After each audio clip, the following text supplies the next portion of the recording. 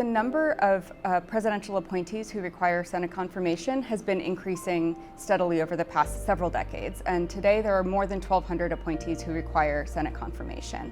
The amount of time it takes these appointees to go through the confirmation process has also been increasing.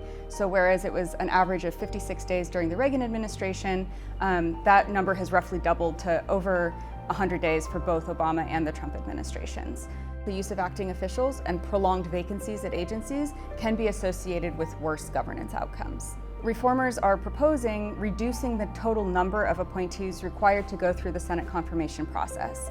And the hope is that by doing so, the process overall would become more efficient, and the appointees who still do need to go through the Senate confirmation process would be able to proceed through more quickly. This reform is unlikely to have that intended effect.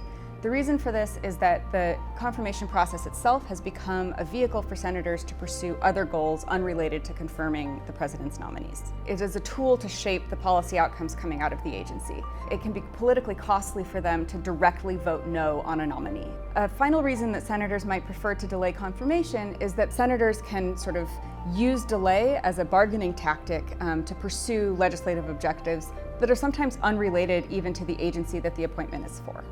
So overall, delay is not necessarily an inadvertent consequence of capacity limitations in the Senate, but rather can be used as an end in itself. It's not clear what the effect of this reform would be on governance quality.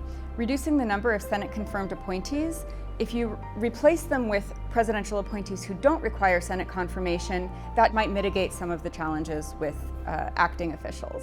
Replacing a presidential appointee with a career official, like a career bureaucrat, might also actually improve governance quality because career bureaucrats have the sort of long tenure and institutional knowledge to be effective in their agencies.